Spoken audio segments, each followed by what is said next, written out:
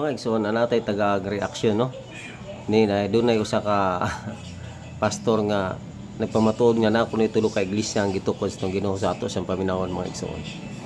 Sa bagong tugon, may tulo ka dagkong mga iglesia nga gitukod ang Dios. Una, the Church of Jesus and the Apostles, 31 AD. Nagsugod kini nga iglesia uban ang 12 ka mga disipulo ni Kristo. Kini nga pundok nagtuman sa mga balaod sa Dios ug nagbantay sa adlaw nga ipapahulay. Apan human mikayag si Kristo sa langit ug nangawala nga ang mga tinunan, hinay-hinay sa pagkawala ang tinuod nga dalan sa pagkamatarong. Nisulod ang pagano nga mga pagtulunan ug gipasipalahan ang balaang utang nga iya sa Dios. Tungod sa dako nga kalapasan sa iglesia, mitungha ang ikaduha nga iglesia.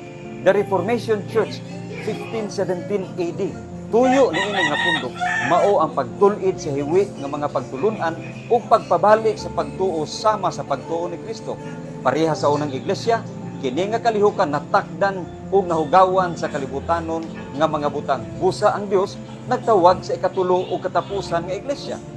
Ikatulo, the Remnant Church, 1844 AD. Kini mao ang katapusan ug balikan ni Kristo nga iglesia. So nakita ninyo mga igsoon kung giun sa pamaagi nga makalusot gyud og maapil ang Seventh-day Adventist. Muwali sila mga igsoon og bakak man gyud ang naa mga igsoon. So atong reaksyonan ni mga igsoon kini yang pag-ingon ba nga si Kristo nagtukod og iglesia uban sa iyang mga apostoles nya kini siya pagsaka kuno ni Kristo sa langit nasudlan kuno pagtulunan sa mga pagano nya nahanaw. Munang niabot kuno ang Reformation. Ang Reformation mga igsoon, mga Protestante mo na nga nagpatuupod sila nga sila insakto. Gila kuno i-reforma. Pero wala gyapon wala mawala ang simbahan Katoliko na gyapon. Mga Protestant na sila. Nya mingon di siya nabot kuno mga Remnant Church. Gapasagad na. Ang atong reaksyonan ni mga igsoon, kini bang paingon niya ba nga nahanaw ning gitukod ni Ginoo Kristo. So ang buot na itong ipasabot mga igsoon, kinsa may bakakon karon si Kristo o kini siya nga pastor? Dili mo gitaon ta mo sultik sakit sa atong isigkap tao mga igsoon, pero namakak naman gud siya. Kana paingon niya nga nahanaw pagsaka ni Kristo sa langit, nahanaw ang iyang kuan mo nang nagtukod sa ikaduha nga gabut-but. Gabut-but naman ni ato igsoon. Sedang si Kristo ni saka sa langit, iyang gibinlan ang iyang simbahan o mag-uban kanunay nga mao ang Espiritu Santo. Yan na ba sa Biblia na mga igsoon sa Juan 14:16 atong basahon sa may nakaingon diri. And I will pray the Father, and He shall give you another Comforter, that He may be abide with you forever. So dalan tag laing maglilipay Comforter. Yung unsa man na sa 26 giklaro kinsa ni siya ang Comforter kining mag-uban. Sa maging direo matod pa di sa 26 sa John 14:26. Apan ang maglilipay ang Espiritu Santo pagasugoon sa akong amahan sa akong ngalan, siya magatudlo kaninyo sa tanang mga butang ug magpahinumdum kaninyo sa tanan nga akong gipamulong kaninyo. So unsaon man karon pagka mga kuyaig, unsaon pagkasudlan og pagtulunan sa pagano? Kanang butbot man ang unsaon pagsulod sa pagtulunan sa pagano nga ang atong Ginoo naghatag siya assurance nga mus inigsaka niya sa langit padal-an tay laing maglilipay ang Espiritu Santo. Gumoy magpahinumdum kaninyo sa tanan nga akong gitudlo kaninyo. Buti pasabot dili gyud ni masudlan og pagtulunan sa pagano. Tinuod gyud ni nga simbahan. Maing timanan na sa 1 Timoteo 3:15. Kining simbahan nga gitukod sa itong Ginoo haligi og sukaranan sa kamatuoran, patukuranan sa kamatuoran. So unsaon man kurar pagsulod diyan na karon sa mga pagano nga pagtulunan. Nga ang Ginoo ni pasalig man magpuyo kaninyo sa kanunay, mag-uban kaninyo. Atong utrohog basa sa 16 Juan 14:16 sa magingon diri. Og ako magaampo sa amahan ug siya maghatag kaninyo og laing maglilipay aron magpuyo uban kaninyo sa walay katapusan. Magpuyo uban kaninyo sa walay katapusan. Si Kristo may namulong ani. Ya sa 26 ningon din siya nga matud pa niya ato ning pasahog otro basin nalimot ning pastor nga gabasa mo ta ning Biblia ning pastor.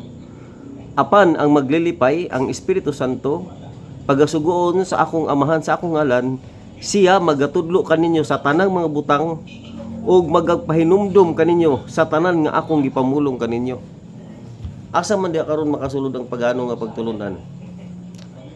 Subot-bot ra na ninyo nganong inyo manang buhatan og sayop ang simbahan nga gitukod sa Ginoo para inyong mapalusot ang inyong simbahan nga tinukod ni Ellen G. White. Klaro naman ginang itukod ni Ellen G. White. Nganong dili mamangin ninyo na supakon? Akong gusto paminawon ninyo nga mga SDA. Nga inyo nang i-deny kanang gitukod ni Ellen G. White. Inyo nang supakon ba nga di na tinuod. Inyo man nang gidawat na. Dabot pasabot nga tinuod yun na. Unya dili lang kay kana ang pasalig sa tong Ginoo. Sa Mateo 16:18 kana nga pulong unsa may ang gingon diha. Ako magyong kanimo Pedro sa ibabaw na ining bato. Tukuron ko ang akong iglesia. O bisan gani ang ganghaan sa kamatayon, dili makabuntog batok niini. Na makakrugar si Kristo ana nga bisan ang ganghaan sa kamatayon dili makabuntog. Iya matud pa nimo nahanaw. Mo nang nagbuhat, nagtukod nga tong Ginoo ug lain na sad nga pundok. Gabut-buot naman lang ni nga pastor. So, kung wala ka na makak, panangitan ikaw may nagsultig tinuod, si Kristo mo ibakakon lugar. Imposible siya kay si Kristo mo ibakakon. Ikaw gyud bakakon kay si Kristo nagsulti man sa tinuod. Unsa ang pagkasulod sa pagtulunan nga pagano nga si Kristo ni pasalig nga ubanan kanunay.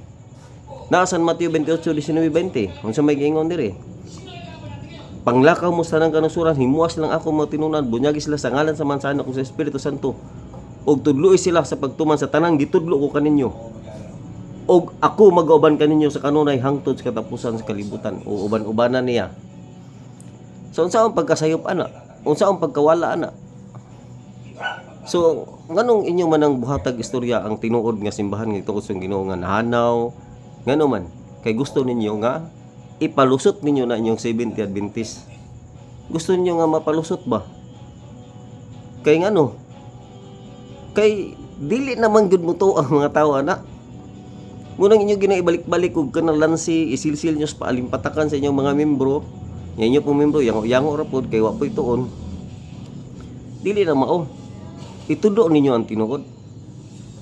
So ang gisulti sa tong Ginoo bisan pa ang gangaan sa kamatayon dili makaguba. Nya dili sini siya masudlan og pagtulunan sa pagano tungod kay si Kristo ni pasalig. Nga magubanan niya kanunay hangtod sa katapusan sa kalibutan og naapag Espiritu Santo nga tigpahinumdom sa tanan nga gisulti niya. So klaro og tin-aw nga ikaw mo'y na makakpastor. Kay si Kristo di man bakakon. So atong ipahibaw nga kining pastor nga magwali sa social media believe jud ko ngano man kursunada kay mamakak.